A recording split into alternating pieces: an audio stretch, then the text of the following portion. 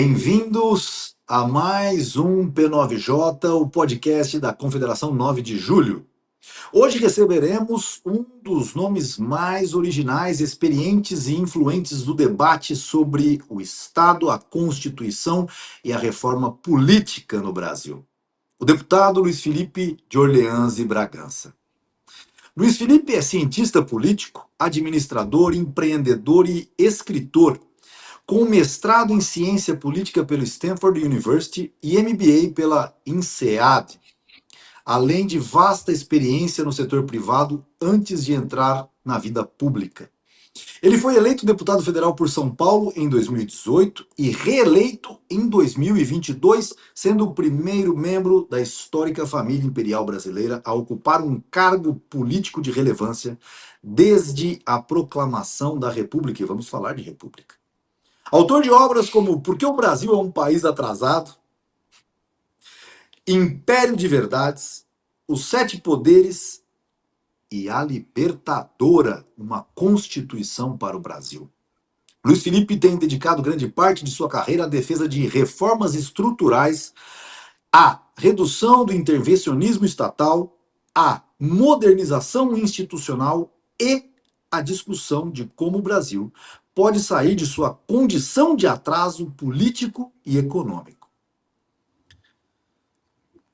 É atual presidente da Comissão de Relações Exteriores e de Defesa Nacional, CREDEN. No episódio de hoje, vamos abordar uma das questões mais fundamentais do momento político brasileiro.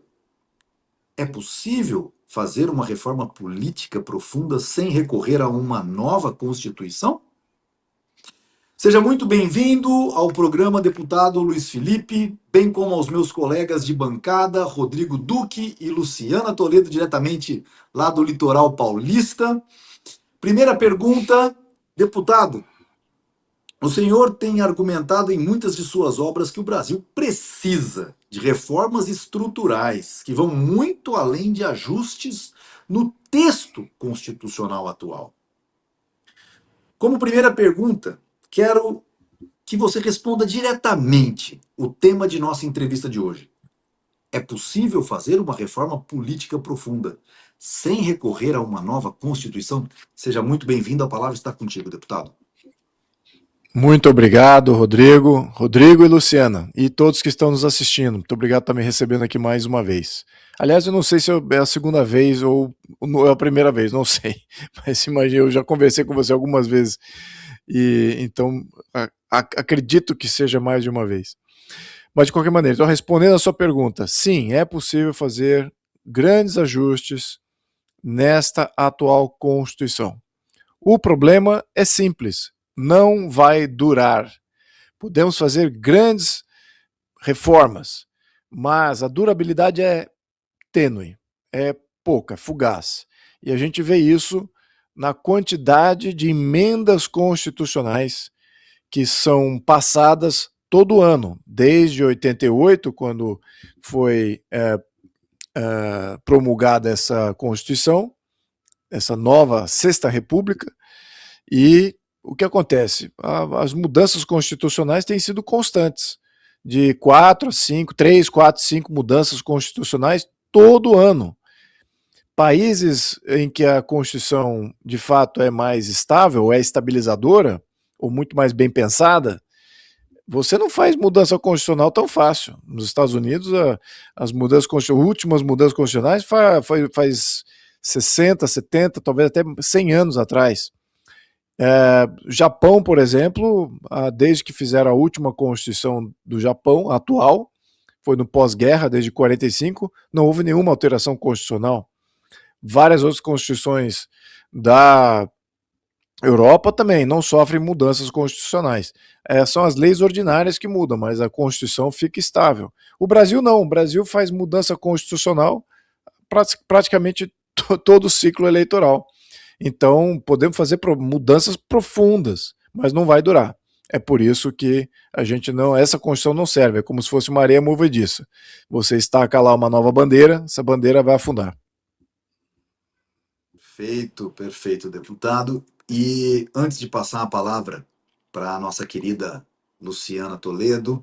Eu só gostaria de complementar a pergunta e a conclusão que a gente chega então é, não só constitucionalmente, mas em questões operativas nesse país, como a reforma da Previdência, que já tendia para se mostrar ineficiente, a reforma trabalhista, que começou muito bem, Milei está fazendo uma um pouquinho melhor do que a do Temer, bem melhor, mas a do Temer foi muito boa para a gente em determinado momento, mas também muda-se o executivo e a coisa desanda. Voltou tudo. Seria pedir muito nós abandonarmos a ideia de tentar salvar essa Constituição cidadã, romântica, que não para de pé? Ela já não está mais salvável. Ela simplesmente é usada politicamente quando ela tem uma maioria que a usa como fachada para perseguir a oposição. Então é isso que está acontecendo. Então a Constituição está sendo mudada literalmente para dar uma chancela de que é a nova regra estabilizadora, mas não tem nada estável na Constituição. É uma questão agora de formar a maioria e fazer mudanças para o outro lado. Eu acho que isso é uma grande perda de tempo, é necessário talvez no curto prazo, e seja a única maneira no curto prazo, até que haja uma consciência muito mais profunda, um movimento constitucionalista muito mais profundo, talvez seja o único caminho. Então, vou apoiar as mudanças constitucionais que sejam para uma nova maioria que se crie para mudar uma série de mecanismos aí que são tenebrosos, né, que foram criados aí nos últimos 30 anos. Um desses mecanismos tenebrosos chama-se judiciário, tá? O poder que o judiciário tem foi através de várias mudanças constitucionais ao longo de 30 anos. E é isso. Então, a gente tem que mudar, fazer reformas no sistema judiciário. Ele é incompreensível. Vocês, como leigos, peguem aí no Google, Constituição Federal de 1988, e deem uma lida na Constituição, claro, mas vão ali na parte do judiciário e tentem entender como é que o judiciário funciona. Só um juiz para explicar. Um leigo não tem capacidade de explicar. E até mesmo um deputado com equipe. É difícil. Precisa de alguém de dentro da máquina para dizer como é que na prática funciona e por que o que está escrito na Constituição está lá. Então não faz sentido nenhum para o leigo, a população. E quando perde esse sentido, ela perde poder. Ela perde poder de proteger a cidadania, proteger a sociedade, porque a sociedade não sabe do que se trata. Mas ela dá poder a quem a interpreta. E é exatamente isso que é a Constituição de 88. Ela é uma coxa de retalhos, já alterada em 140 artigos, dos 230 originais, 140 já foram alterados. Não necessariamente os mesmos artigos foram alterados. E é isso. Então a gente tem e vai e volta, né? Você vê a questão de mudanças que a gente precisa fazer.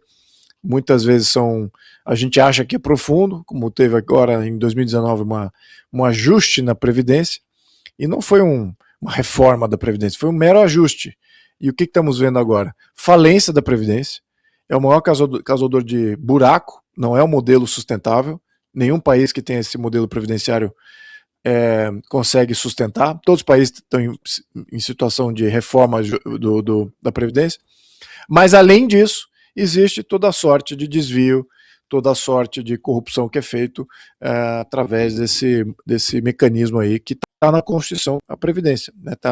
Tem artigos que a protegem. Então é isso. Eu acho que, mesmo assim, se a gente fizer mudanças, pode-se, num próximo ciclo eleitoral, criar outra maioria, e aí pronto. Aí a coisa volta ao que era antes do problema. Tá certo. Vou passar a palavra. Lu, tá contigo. Seja muito bem-vinda aqui na nossa bancada. Obrigada, Rodrigo Andolfato. Boa noite. Obrigada pelo convite. Boa noite.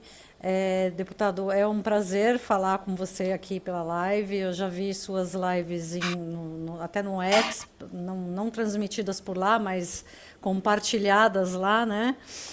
E acho que já vi também você falando em algum Space no X, alguma coisa assim. Mas essa questão da Constituição, quais são os impedimentos porque a gente tem uma judicialização muito grande, né, atualmente. Tudo é por via judicial. Quais seriam os impedimentos para mudar e fazer uma Constituição que fosse mais...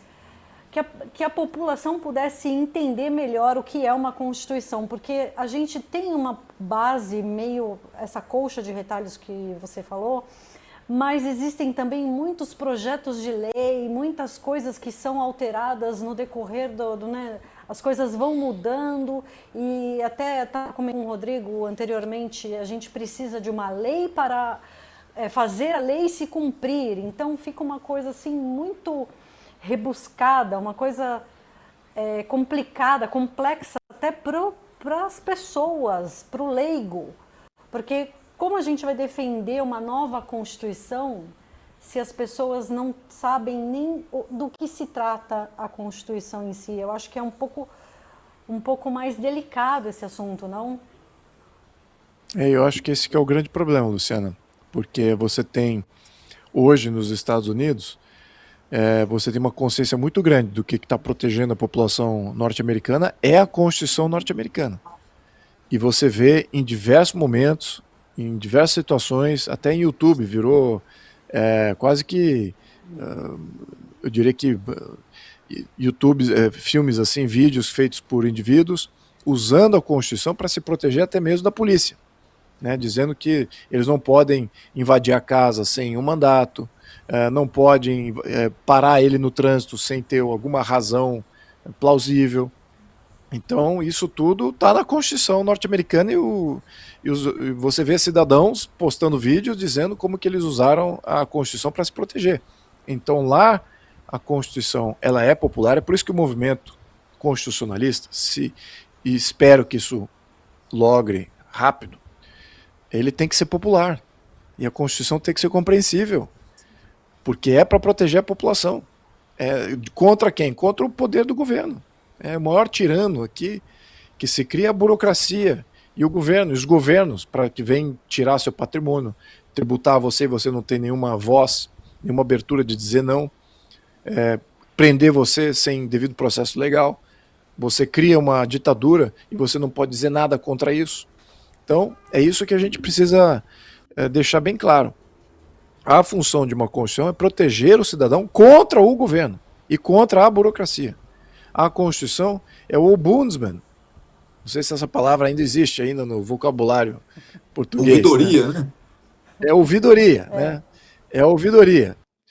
É a Constituição que faz essa proteção do cidadão, né? Então a gente precisa entender que ela agora está instrumentalizada e pervertida na sua função. A função de uma Constituição, as que são mais duradouras, as que são mais estáveis, as que de fato são defendidas pela população, são constituições que defendem as liberdades do indivíduo, as liberdades do cidadão, e limitam o poder da burocracia e do Estado. Essas são as constituições libertadoras, de fato. Por isso que o nome da nossa Constituição, libertadora. Porque ela inverte a lógica. Como é que é a nossa Constituição? A nossa Constituição não é para garantir as liberdades e para limitar o governo. Não.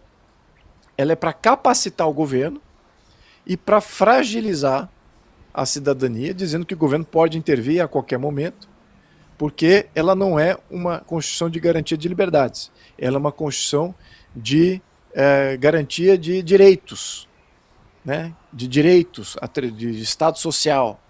Então ela vem para intervir. É bem distinto aqui o que eu estou falando, tá? Ou ela vem para fazer distribuição de renda.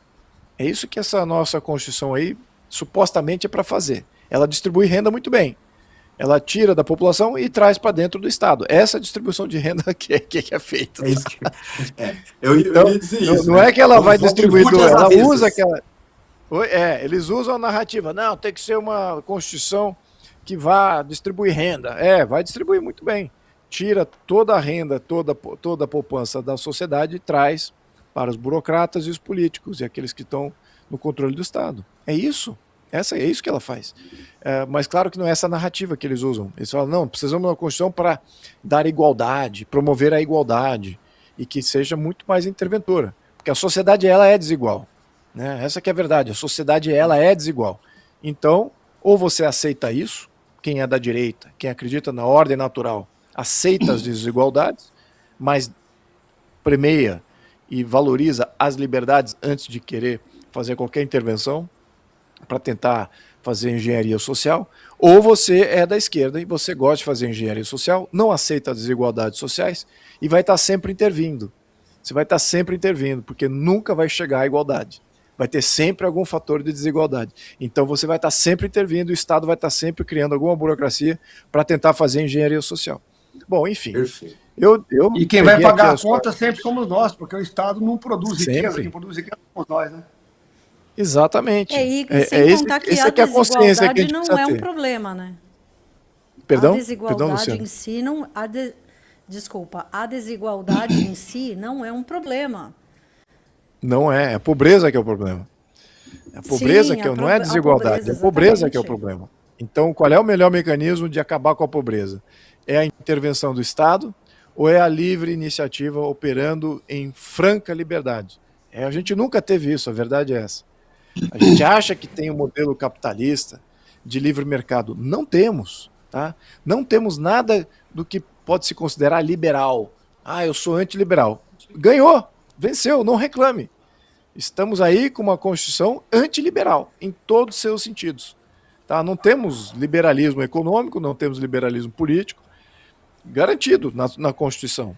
Temos socialismo, temos intervenção, estatismo, intervenção de Estado a qualquer momento, burocracia pujante, isso sim. E tributação pujante também. Então, e o que vem com isso? Corrupção, ditadura, tirania. Porque aqueles que agora estão detendo trilhões de reais de recursos. Né? Essa que foi uma das mudanças que a gente tem visto aí nos últimos 30 anos, é cada vez mais concentrando renda no poder de Estado, né? Poder executivo especificamente aqui em Brasília. E então, agora vão ter controle absoluto de toda a arrecadação nacional. São trilhões e trilhões. Como que você vai justificar um ministro que vai comandar todos esses trilhões? Não existe isso. Esses grandes orçamentos concentrados é só mais um fator inibidor da idoneidade. Olha só o que você está... Olha só, quando você concentra muita renda no Estado e concentra muito poder no Estado e dá a um burocrata, agora você vai ser o ministro, vai comandar aqui um orçamento de 400 bilhões, que é a Previdência, ou 250 bilhões, que é o saúde, educação, mais ou menos o mesmo número, assistencialismo, mais cento e tantos bi. Você vai comandar tudo isso de orçamento. Ah, que legal.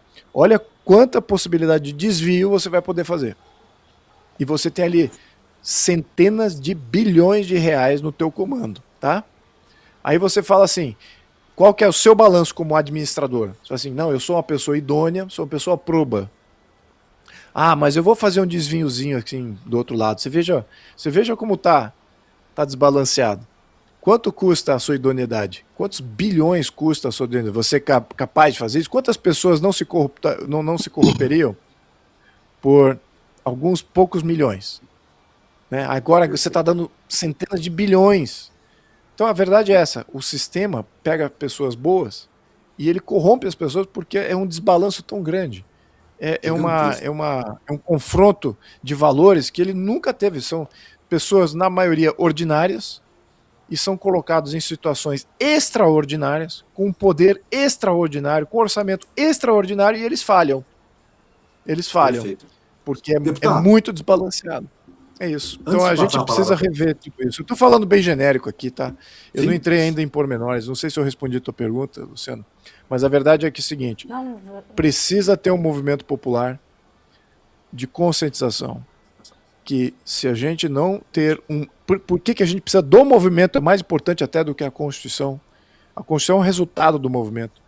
Mas você tem que ter a população entendendo exatamente isso que você falou. Assim, temos que ter uma nova Constituição. Povo na rua pedindo isso. Movimento grande, nacional, pedindo uma nova Constituição e já ter os parâmetros de ação. Isso já discutido. Tem que ter os parâmetros, não pode ser, me dê democracia. Aí você está entregando a interpretação de democracia a quem for o constituinte. Vocês têm que saber exatamente o que é democracia. É voto distrital? É recall de mandato? É iniciativa popular? O que é? Tem que, entendeu? Isso tem que ser popularizado. E foi popularizado em outros países. Não há por que não ser no Brasil. Perfeito. Posso aqui fazer um gancho, Rodrigo, né, aproveitando no comentário dele, já para fazer uma pergunta, só para eu não perder no raciocínio aqui? Vai lá. Deputado, pode, claro. Eu me lembro, eu vou só aqui contextualizar, eu me lembro que na Constituição de 1988, eu sou de 75, mas meu pai já era de uma das carreiras da AGU, e ele participou do lobby, ele era PGFN, e eles foram, né, a Brasília para fazer lobby, cada um para a sua carreira. E eu me lembro do meu pai falando que o lobby do Judiciário e o lobby do Ministério Público era uma coisa assim descomunal. Por isso que eles viraram essa máquina que eles são hoje. A Constituição garante absolutamente todos os tipos de poderes e privilégios para eles. Então, aqui contextualizando, eu me lembro do meu pai falando muito isso. Mas o que eu queria perguntar para o senhor tem um traço da Constituição Federal que me incomoda profundamente. E esses dias eu vi o senhor falando sobre isso, e é um assunto que eu sou apaixonado por ele. E eu acho que é um dos grandes problemas que o país tem hoje, que é o Pacto Federativo. Eu acho o Pacto Federativo, da forma que está hoje, uma excrescência. Eu acho que não faz o menor sentido do ponto de vista lógico. Eu não estou nem só falando do ponto de vista político, mas do ponto de vista lógico. Como é que você tem um Estado ou um grupo de estados que são custeados pela nação? Hoje, os estados do Norte e do Nordeste são custeados pelos estados do Sudeste, do Sul e parte do Centro-Oeste. Como é que esses estados, dentro da lógica do Pacto Federativo, podem dominar a política brasileira? Esse presidencialismo de coalizão, que infelizmente segue mais pujante do que nunca, nos torna refém de quem a gente paga a conta. Eu queria que o senhor entrasse nisso, porque o senhor discorre muito bem sobre esse assunto. Eu acho um assunto que, a hora que a gente falar de Constituição nova, esse é o principal assunto que tem que ser descorrido. Temos que acabar com esse pacto federativo maluco. Exatamente isso, Rodrigo. Isso eu diria que é o maior problema estrutural da Constituição, é um falso federalismo. Na verdade, a gente temos aí uma unitarismo, uma concentração em Brasília, e Brasília não é controlada por a representação de fato da população onde ela está e o que ela almeja. A maior parte da população está sul, sudeste e centro-oeste, a maior parte dos recursos gerados está no sul, sudeste e centro-oeste, a maior parte da economia, oportunidades, agronegócio estrategicamente importantes para o país, está tudo, a dinâmica, a diversidade está no sul, sudeste e centro-oeste. E o que você tem no norte e nordeste? Uma população carente, dependente e que é tiranizada por boa parte dos seus governos locais. E os seus governos locais criaram um cartel, literalmente um cartel de mendigos que participam em Brasília, porque é muito mais fácil você se fazer de vítima do que você fazer a gestão do seu estado. Então eles se fazem de vítima e vão lá chorar mínguas lá para Brasília, dizer o quanto que eles são carentes, o quanto que eles são dependentes, todo ano. Lembrando que o Norte, especificamente o Nordeste aqui, o Nordeste foi riquíssimo. Historicamente foi riquíssimo, foi onde o país começou praticamente. E tem tudo estrategicamente falando para ser economicamente pujante e independente. Mas é muito mais barato, muito mais fácil dos coronéis, dos oligarcas do norte, do nordeste aqui especificamente, de se juntarem e pedir dinheiro em Brasília. Isso é muito mais fácil. E também por que é mais fácil? Porque a representação do norte e nordeste é muito mais pesada em Brasília do que sul, sudeste e centro-oeste. Então nós temos uma deficiência representativa draconiana, literalmente de sufocar os estados produtores. São Paulo é completamente amordaçado Nós sua temos voz, 70 na federais, sua. né? 70 deputados federais, né? Somente 70. Deveria ter.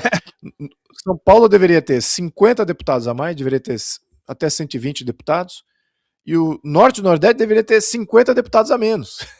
Assim que deveria estar a proporção. Mas não, eles têm a mais e nós temos a menos. Então tá completa, eles estão com uma. Eles estão quase com metade do parlamento em deputados. E isso não tem cabimento nenhum, porque ele só tem 35% da população. Então tá completamente fora de balanço. Para não falar do desbalanço do Senado, que é exatamente Deputado, por causa disso que lá no Senado é um desbalanço pior ainda. Lá é Tem a maioria, né? 60% de comando. Exato, mas 17 estados no Norte e Nordeste. Então o desbalanço do Norte e Nordeste no Senado, ele é tremendo. Aí veja só o que aconteceu. Olha por que a gente precisa de uma mudança constitucional. Mais um item. hein? Eles transformaram o Senado como uma casa iniciativa de lei. Então você pode iniciar um projeto de lei, você pode iniciar uma emenda constitucional no Senado. Então tá totalmente errado. O Senado deveria ser uma casa meramente revisora, não uma casa iniciadora.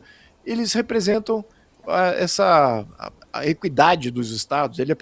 O Senado é para dar equidade aos estados, por isso que são 3 senadores por estado. Agora, na Câmara, deveria variar conforme a população. E a população maior não está no Norte e Nordeste, tá? No Sul, Sudeste e Centro-Oeste. E essa não está subrepresentada a população. Então, por isso que eles fizeram o Estado, o Senado, como também casa iniciadora, para eles também poderem propor projetos de lei para manter esse domínio. E quando você fala em fazer essa revisão lá na Câmara, primeiro, é raro que eu encontre outros deputados de São Paulo. É raríssimo. A gente se perde rapidinho ali. Os 70 deputados se dissipam rapidinho ali dentro dos 500. E quando você fala com qualquer outro deputado de qualquer outro estado, eles falam assim, não, de jeito nenhum, você já tem o poder econômico. Agora vocês não podem ter o poder político. Então, deputado, e aí, Como é que é isso? então, Eu não me lembro. Quem paga não pode ter voz. É isso. É exatamente, Eu não mas me é lembro. exatamente assim que eu quero manter. mas eu não- Eles falam eu isso não pro me complementar Demi uma Rist, coisa. hein?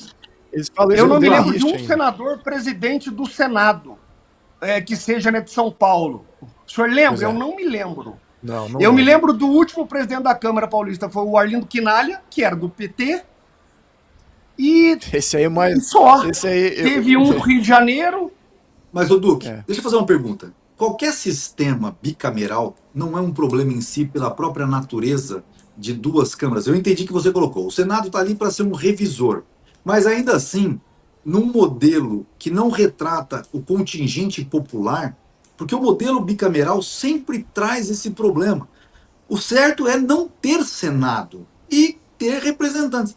Esse não seria, porque o modelo frankliniano de confederação que morre com a Constituição Americana hoje e Estados Unidos escritos em letras capitais, e eu vi que o livro do George Washington está na sua mesa, no gabinete, eu vi uma foto sua e estava lá, se não me engano, um livro sobre não sei se era o George Washington, mas eu acredito que sim. Tem uma foto sua esses dias e tinha um livro do meu gabinete? no seu gabinete. Eu vi uma foto no seu gabinete e tinha um livro. Não sei se é George Washington, mas eu vou me lembrar de quem que é o livro. Mas de Tem qualquer do forma. Churchill, tem do Shakespeare. Não, mas tinha um livro no gabinete, mas acho que era do George Washington. Mas eu quero chegar onde eu quero chegar com isso. O grande problema, e você colocou muito bem, quem paga a conta, como é no mercado, numa empresa SA, uma sociedade anônima, quem tem mais ações tem mais poder de voto. Isso é muito simples. Então, nós não podemos penalizar o acionista que está com mais pele no jogo do que aquele acionista que tem menos pele no jogo. Dito isso, o sistema bicameral ele é falho por natureza, porque ele sempre vai criar ele tem um poder de veto que vai ficar vetando até a hora que ele assumir esse papel que hoje ele pode impor de lei. E aí eu quero fazer uma pergunta para ti.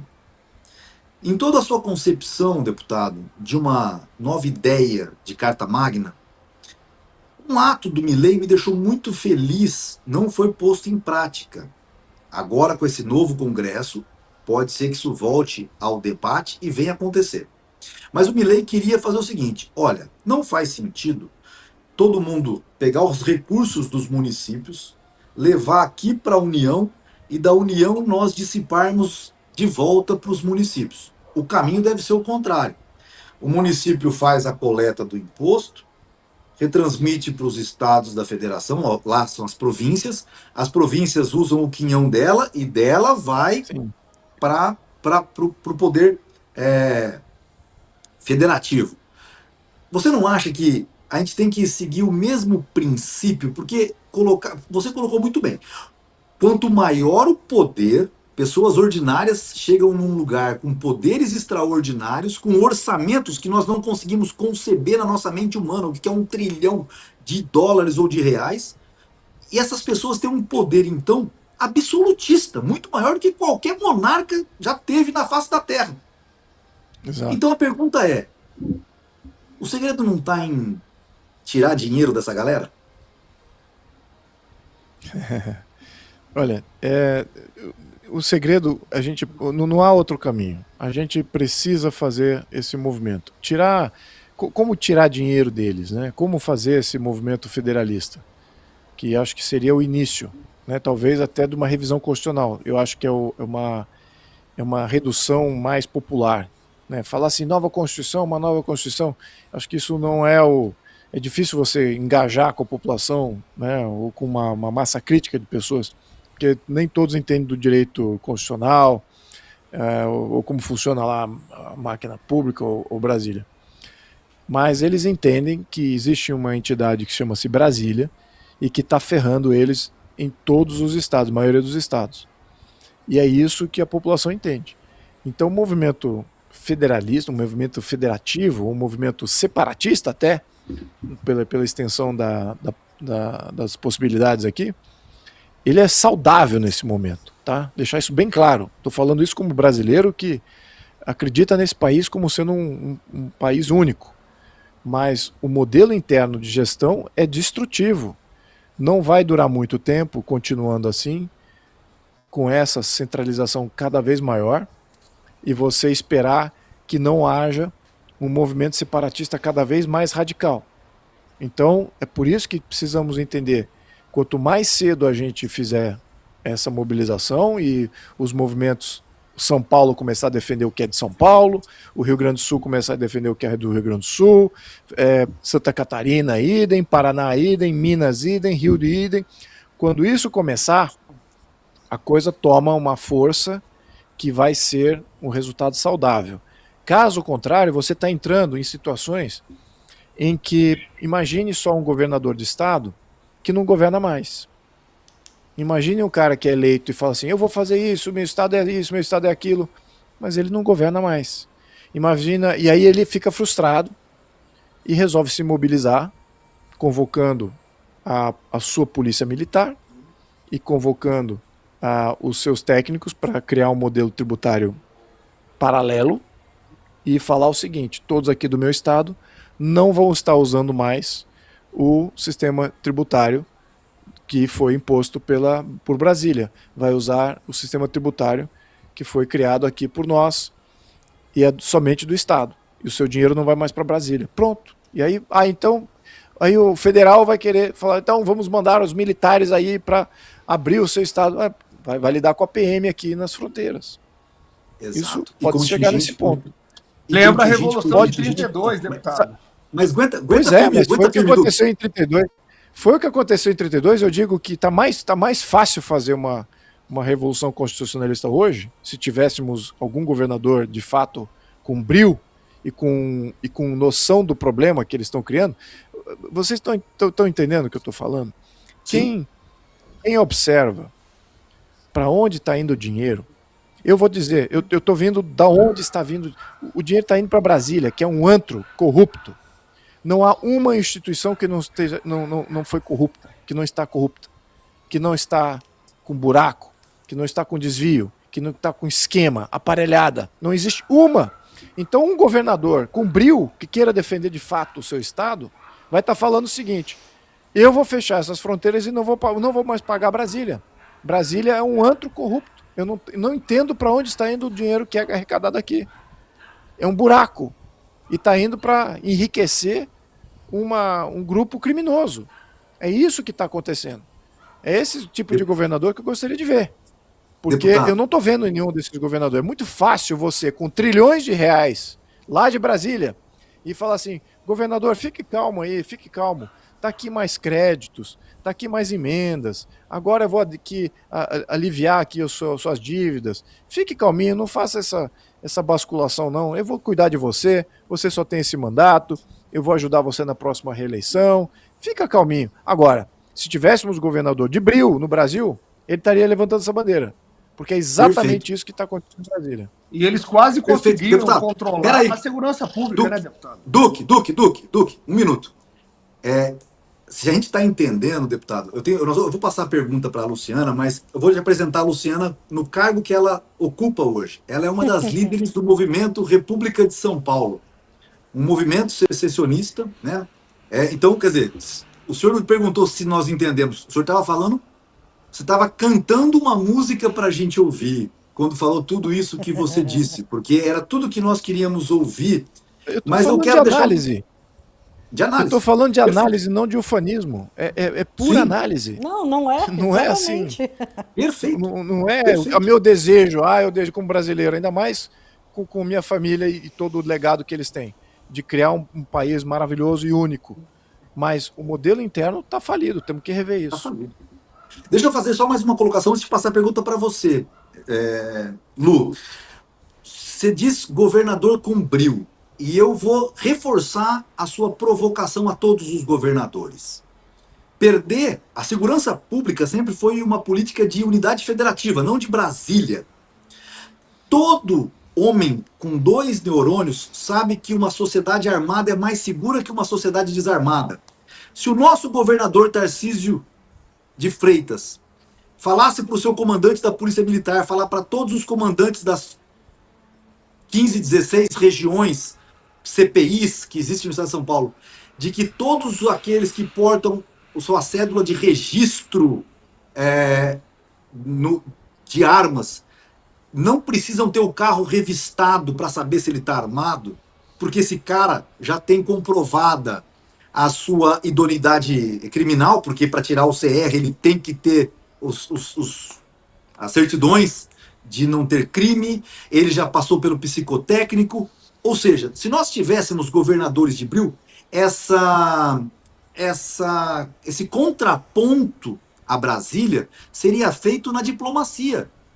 Nós começaríamos a permitir que a sociedade tivesse respeito àquelas pessoas que querem ter suas armas, que querem, né, via governador, suplantando as leis federais na questão administrativa, e eu acredito que Brasília começaria a entender o recado com um discurso de governador para chefe da Casa Militar.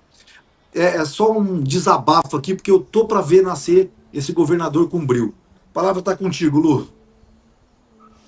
É interessante colocar dessa forma, Rodrigo, porque assim, dentro do movimento, dentro do MRSP, que a gente sempre defendeu, aliás, deputado, a gente tem um movimento já desde 2001, não é uma coisa recente, é uma coisa bem antiga, e sempre as pessoas de fora abordam, mas isso daí é impossível. Bom, mas se pelo menos eu conseguir fazer com que as pessoas entendam que o que nós temos hoje é um ataque ao povo paulista, ao Estado de São Paulo, ao empreendedor paulista, isso tanto faz se ele nasceu aqui ou não, mas se ele empreende aqui, é um achaque, um ente, como nós estávamos discutindo mais cedo. São Paulo contribui com 40% do PIB e a gente recebe uma porcaria de volta. O mais interessante seria não ter repasse nenhum. Olha, nós vamos ficar com esse dinheiro aqui, a gente vai melhorar a infraestrutura no estado, a gente vai melhorar a vida do povo paulista, e o que sobrar, se sobrar, e se eu quiser, eu mando. de volta. Eu mando alguma coisa para vocês, porque o que está acontecendo? A inversão de valores é tamanha, porque a gente tem a polícia que aborda o cidadão de bem e exige que ele prove que ele é um cidadão de bem para portar uma arma, mas se ele tem um documento, isso já atesta que ele é um cidadão de bem, né? Da mesma forma, eles colocam que o paulista que trabalha de sol a sol o ano inteiro, manda dinheiro para Brasília e recebe uma ninharia para sustentar o pessoal lá. Eu não tenho nada contra o povo do norte e do nordeste, mas atualmente a gente sabe que essa estrutura montada é única e exclusivamente para manter um curral eleitoral. Não existe outra palavra. Infelizmente é feio esse termo, mas é um curral eleitoral. A gente sabe que, como a gente só tem 70 deputados representando São Paulo, isso é um absurdo, é uma aberração. Não tem como não se indignar e não defender a separação. Sim, para nós do MRSP, que já é uma coisa que a gente fala há muitos anos, é impossível não pensar nesse... E claro, com certeza, como o deputado falou, se tivesse um governador de bril que falasse não vou mandar o dinheiro para Brasília, simples, alguma coisa iria acontecer, mas atualmente nada acontece. Nós somos literalmente escravos. Nós somos escravos, a gente pede permissão para portar arma e não tem, embora não seja proibido. Embora a gente tenha o direito de andar armado, a gente não pode. Porque você compra a arma, mas você não consegue tirar. Para você tirar a arma tem que, nossa, acontecer um milagre. Né? Então, assim, principalmente eu, mulher, eu vou querer arma para quê? Não é mesmo? Chama a polícia resolve. Só que não é assim, embora eu more num bom lugar, tem mulheres que poderiam estar armadas para se defender e não estão, porque é absurda a burocracia para você conseguir tirar um porte de arma.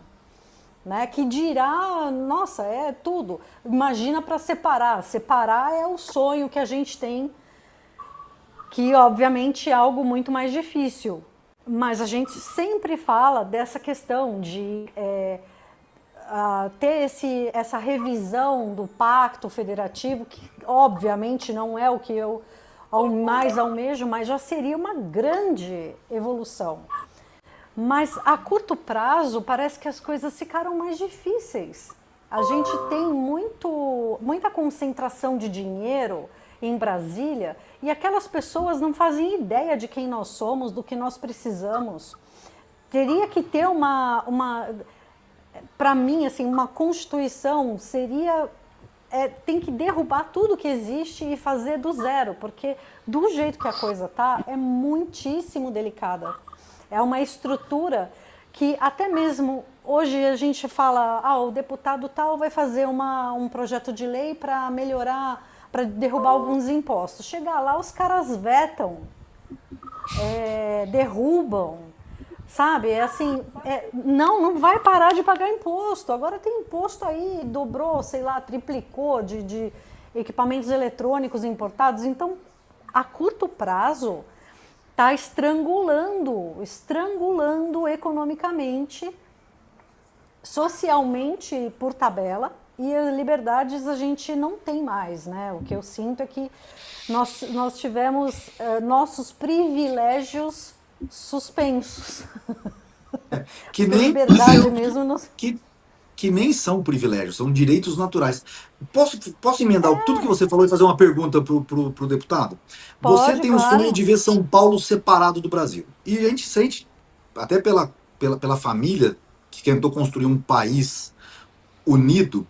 E você colocou, durante toda a sua fala aqui hoje, você falou assim, unitaristas e federalistas. É como os argentinos tratam Rosas. Ele se manteve num país sem constituição porque ele colocava em união os unitaristas, que são aquilo que representaria Brasília no poder hoje no Brasil, e os federalistas, que é o modelo, na minha concepção, confederado. E aí eu pergunto para ti, deputado, não seria mais fácil, de fato, a secessão vai ser uma briga, mas esse novo regramento social confederado, onde as unidades federativas ficam com grande parte do dinheiro e se unem, pode até ser Brasília, o centro das Forças Armadas para garantir a segurança territorial de todos, como um papel de confederação, não seria mais fácil propor algo assim? Continuamos todos brasileiros caso sejamos invadidos por alguém, mas no dia a dia eu sou paulista, o outro é mineiro, o outro é. O que você pensa dessa conjunção?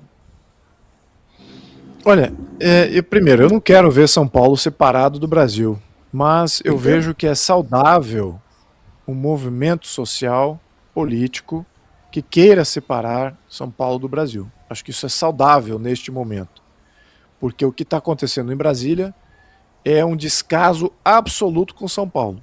Absoluto, tá? Em todos os sentidos. Querem sufocar qualquer demanda que venha de São Paulo. Qualquer coisa que venha da dinâmica de vida aqui de São Paulo, e nós temos problemas básicos também. Tem problema de saneamento, tem problema de saúde, como todos os outros estados. E não estão sanados. Então, a gente está enviando dinheiro para Brasília, não sanando os nossos problemas de base, e Brasília supostamente estaria distribuindo esse dinheiro em estados do Norte e Nordeste que supostamente são carentes, só que a população carente não recebe nada. O IDH deles não muda. Se tivesse recebendo, o índice de desenvolvimento humano lá do Norte e Nordeste estaria explodindo, estaria que nem a Europa. Mas não. Estão com os mesmos problemas de saneamento básico, talvez que tem aqui, talvez numa proporção talvez maior. Mas aqui também tem os mesmos problemas. Então, para onde está indo? A gente está vendo, Brasília é um buraco negro. Então, boa parte desse dinheiro fica lá na burocracia de Brasília. Então, o movimento separatista é saudável. Não mandar dinheiro de paulista para Brasília, um governador que fala assim, não, tá tudo bem, não vamos falar desse tema, vamos se omitir a isso, significa que ele não se importa que os paulistas, seus cidadãos, estão sendo roubados por esse buraco negro que é Brasília. Isso a todo momento, todo ano, todo mês. Bom, como fazer essa conjuntura? Confederação, federação, separação. Separação, eu não acredito em separação. Eu acho que se ocorrer, se por acaso, olhando para ver, tem alguns cientistas políticos internacionais já prevendo essa possibilidade, tá? Só deixar isso bem claro. Não é só eu que estou falando aqui no Brasil, não. Analistas políticos de fora estão olhando o Brasil e existe a probabilidade, não é zero, mas ela existe, probabilidade de separatismo do Brasil vencer nos próximos 50 anos. Então, não quero esse cenário para o país. Por isso que a gente tem que agir de uma maneira saudável. Então tá bom, separação é como eu penso. Confederação. Confederação é muito fraco. Uma confederação você dá quase que uma autonomia de país para cada estado. E a confederação, ela se une. Em geral, em grosso modo, todas as confederações nunca funcionaram de verdade. Né? A Confederação Helvética, que foi a Suíça, hoje é uma federação. Né? Os Estados Unidos começou como uma confederação. E aí, com a Constituição norte-americana, que veio 10 anos depois da Confederação, eles fizeram a independência, né? 1776, eu acho. 76, e aí, 77, o Franklin... 1776, isso. E aí viveram em confederação até 10 anos. E aí fizeram uma federação. E o que é a federação? A federação, e foi muito negociado, a Constituição norte-americana, ela foi negociada de baixo para cima. Ela tinha que convencer os confederados, que tinham autonomia total de como ser um país, a que tipo de governo federal os confederados iriam apoiar. Então surgiu um modelo de governo super limitado nas suas funções federais. O governo federal é para fazer pouco, não é para fazer muito para todo mundo, é para fazer pouco e para manter a ordem daqueles federados. Então é só para estabilização, unificar a moeda, ter uma força armada única, ter um corpo diplomático único, ter uma justiça que seja, de certa maneira, em alguns pontos, seja igual. Mas, fora isso, autonomia total para os estados. Tanto que, acho que o Rodrigo mencionou aqui, do poder de um deputado. Hoje em dia, um deputado federal lá do Nordeste, ou do norte, em que, vamos imaginar uma cidade que é praticamente dentro da selva amazônica, onde não existe escada rolante, não existe shopping center, não existe uma série de... O que aqui em São Paulo é quase que normal. Né? Temos shopping centers aqui em várias cidades, tem vários shopping centers por cidades até, em várias dessas cidades. E de repente ele passa uma lei que cria tributação ou cria um empecilho em que viabiliza tudo que São Paulo tem na sua cidade. Esse deputado lá do norte, dentro do escopo do modelo brasileiro, uma lei federal, ela passa uma vez na Câmara, uma vez no Senado e vai para a sanção presidencial. E pronto. Passou, virou lei federal. Agora o país inteiro precisa obedecer àquela lei. Criado de um deputado cuja realidade vem lá de uma cidade completamente fora do escopo do dinamismo aqui de São Paulo. E nós aqui teremos que pagar o preço dessa lei feita por ele. Como é que é no modelo federativo, sobretudo americano? Um deputado federal de lá sugere uma lei, essa lei tramita dentro do Congresso Nacional norte-americano e ela pode até passar, mas ela vira uma sugestão. Para ela ser ratificada, 3/5 dos estados precisam analisar essa lei nas suas assembleias locais. E somente as assembleias locais que passaram a lei vão obedecer a lei. Os outros, imagine que imagine que não foi 3/5, que metade dos estados americanos gostaram da sugestão feita lá pelo Poder Federal e as suas assembleias votaram a favor e pronto, metade dos estados vão agora obedecer aquela lei que foi uma sugestão federal. Os outra metade não vai.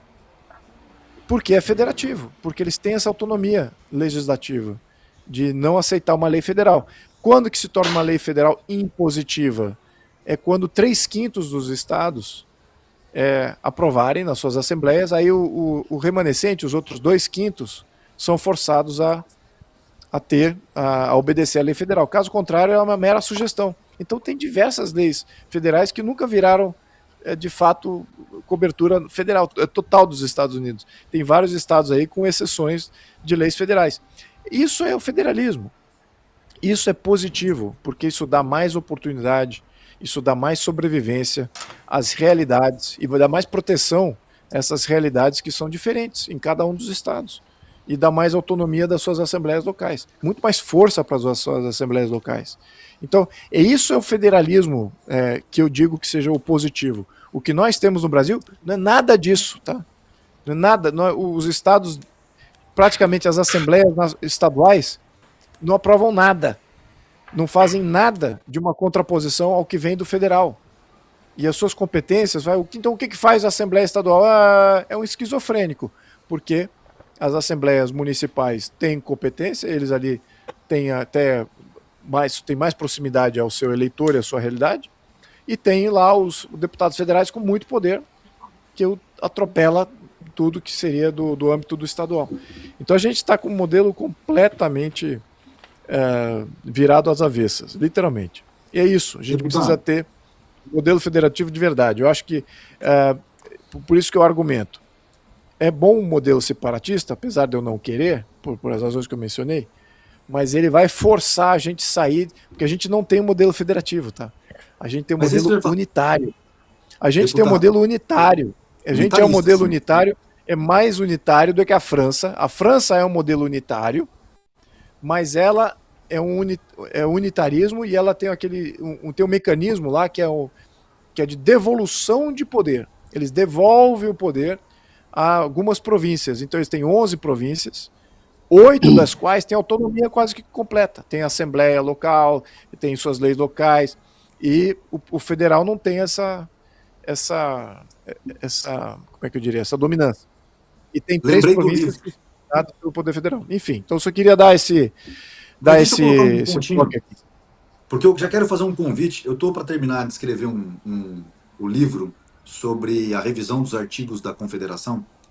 Eu lembrei do livro que está sobre sua mesa, é do George Washington.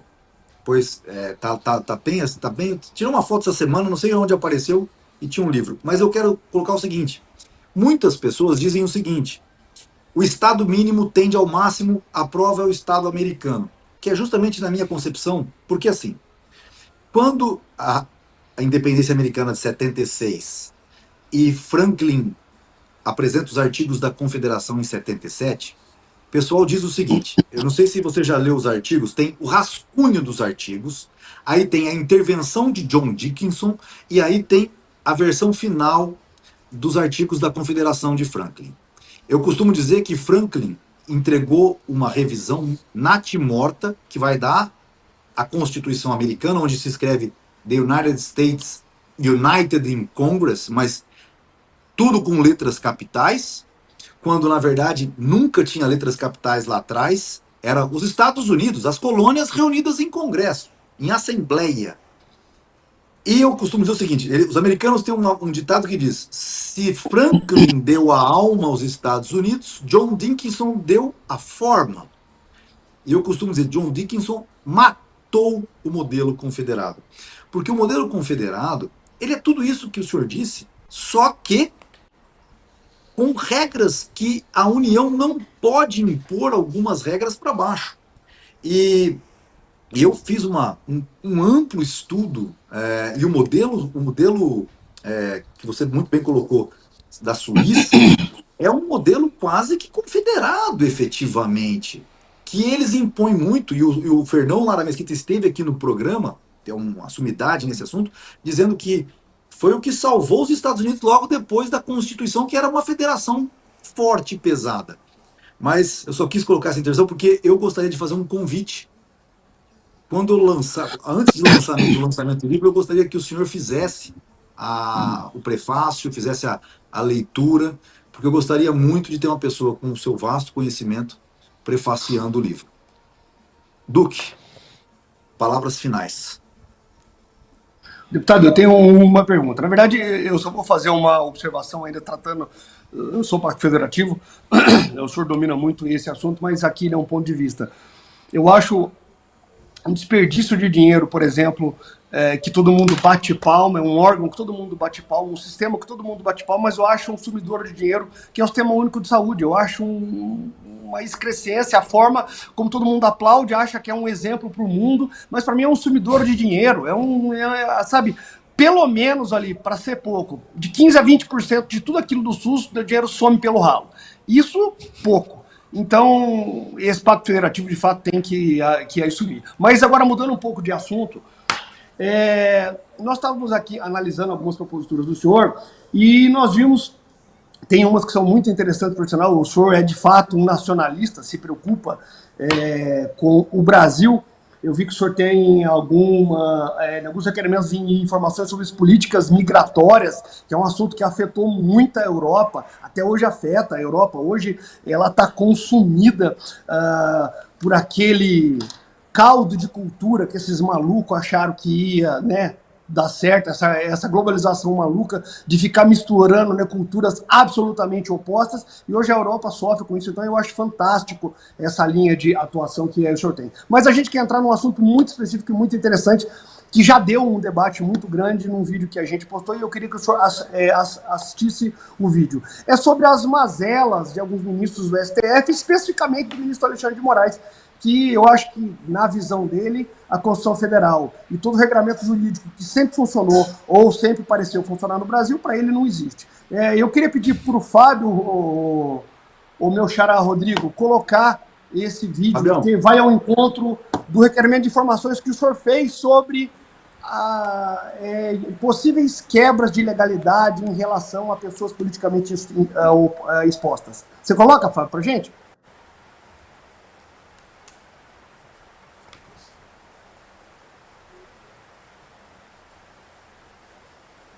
Treinamento dos mesários.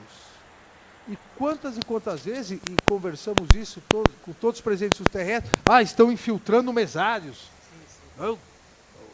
Os mesários serão espiões e tendo que lidar com isso. Então, toda a organização. A Justiça Eleitoral tem uma função de normatização.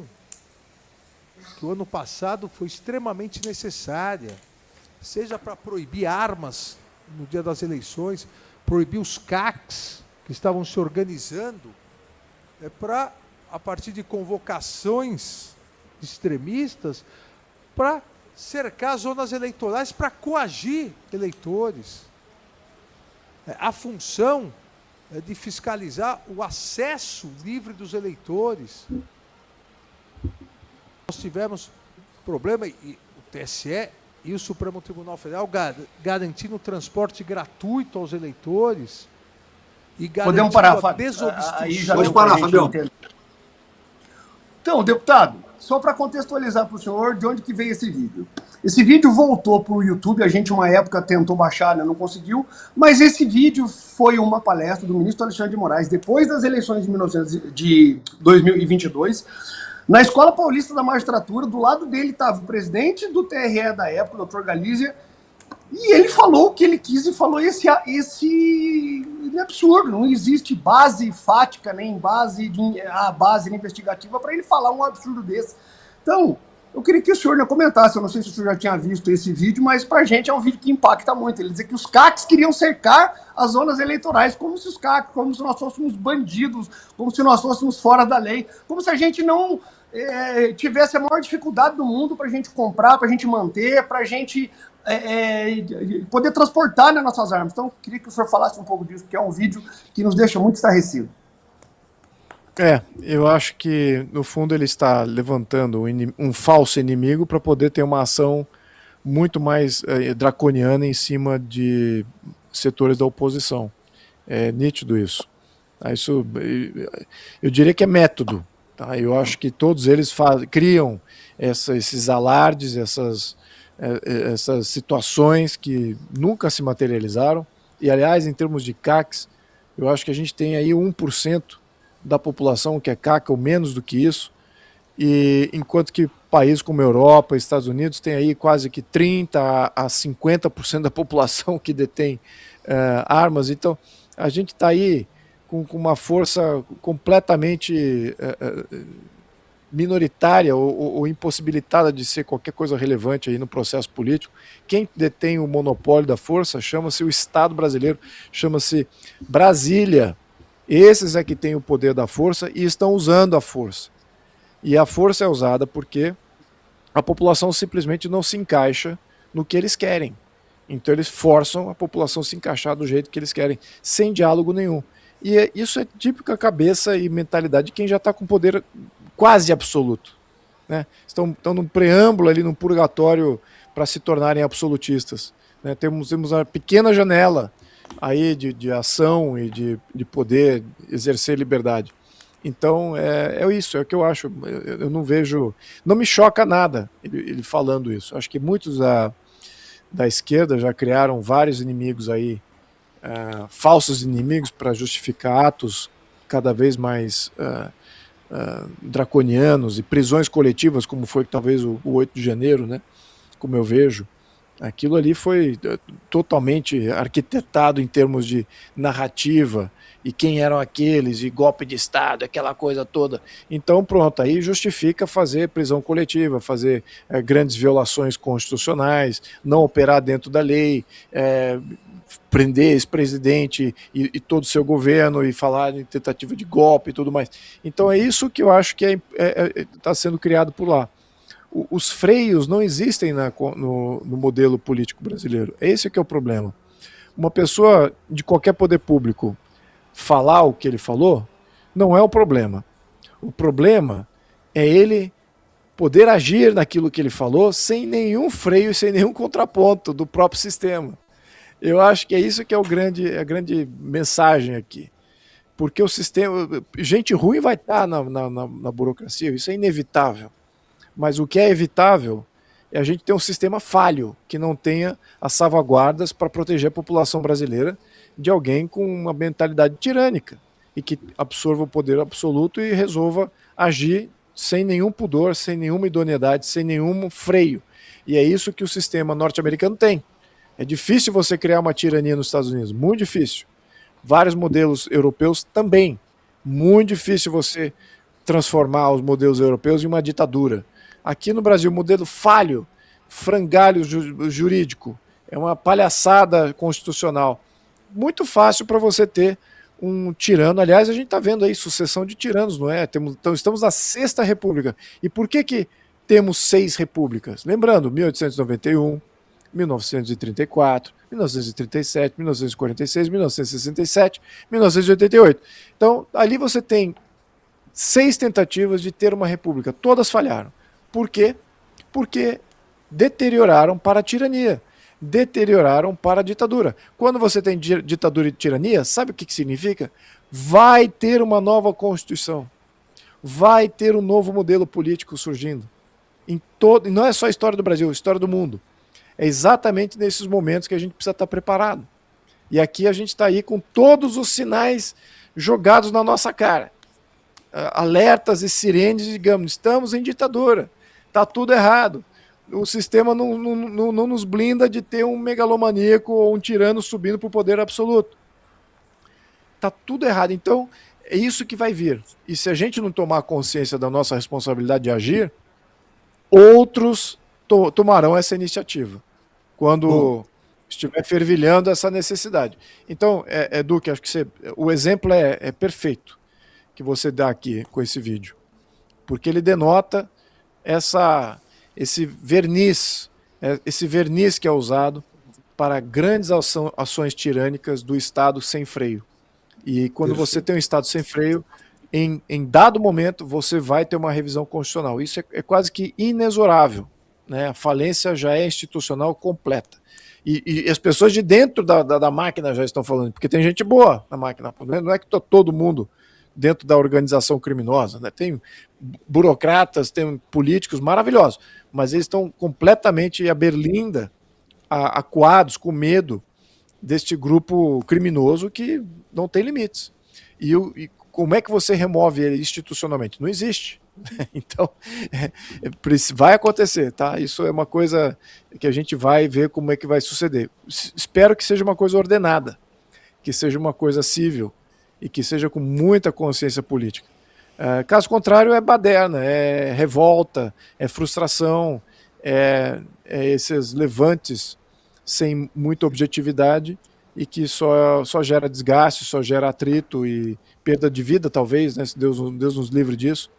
Mas eu acho que é isso que a gente vem vivendo aqui no Brasil. Tá? Uma falência completa do sistema. Deputado, nosso programa tem um limite de 1 hora, porque nós já estamos preparando tudo para um formato de TV e passamos um pouquinho. Como últimas palavras, eu já quero deixar meus agradecimentos aos meus colegas de bancada, a Luciana Toledo, ao Rodrigo Duque, e para encerrar suas últimas palavras, eu gostaria que você, como você colocou, que nos Estados Unidos 50% da população está armada, a questão de uma nova Constituição, para encerrar e o senhor dar uma boa noite para a nossa audiência, o poder moderador não cabe ao povo armado, no final de contas? As palavras estão contigo. Eu escrevi um livro que chama-se 7 Poderes. A evolução do sistema político, ele não está mais em 4. 3 poderes foi Montesquieu que criou. Executivo, legislativo, aliás não era isso, era monarquia, aristocracia e clero. E que depois, mais tarde, se tornou executivo, judiciário e legislativo. E ele faliu no século XVIII e criaram um 4º poder no século XVIII e XIX. E a maioria dos países que permaneceram como democracias adotaram o 4º poder.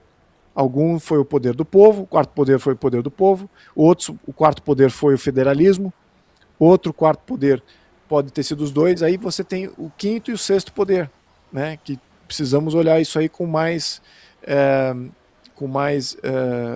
eu diria que com mais cautela, porque é necessário a gente evoluir o sistema político. Então não é só mais 4 poderes, não. Você tem aí o poder do executivo, judiciário e legislativo, você tem o poder do chefe de Estado, que é o poder moderador, você tem o poder da população, que precisa poder agir diretamente, e isso não está regulamentado, é por isso que quando a gente vai para a rua, a gente nunca sabe qual vai ser o resultado. Se a gente tivesse esse 5º poder, a soberania popular regulamentada, a gente saberia exatamente o que vai acontecer quando faz uma mobilização popular. Saberia exatamente. Mas como não tem, então fica aí, saímos na rua e não sabemos o resultado. E temos que ter também os outros poderes auxiliares, né, que é o poder do Conselho de Estado, daqueles anciãos que já participaram do poder público, entende como estabilizar as questões. E você tem aí uma neutralização da capacidade de você se tornar uma tirania. Eu acho que é esse que é o grande, e tornar uma ditadura. Esse que é o grande desafio de todo modelo de Estado. Evitar deteriorar para uma ditadura. Evitar que o Estado intervenha a todo momento e que desestabilize a sociedade. Então, vamos rezar para essa consciência brote aqui no Brasil em breve, para que esse movimento se inicie o mais cedo possível. Então, muito obrigado. Muito obrigado, deputado. Muito obrigado a todos que assistiram o nosso podcast. Lu, muito obrigado pelo carinho, pela participação. Nosso movimento MRSP está muito mais próximo de lograr êxito aí, porque tem até analistas mundo afora dizendo isso. Duque, muito obrigado, irmão. Você sempre colocando fogo, lenha na fogueira. Deputado, muito obrigado. E, pessoal, até o próximo P9J. Até lá! Abraço. Abraço. Obrigado.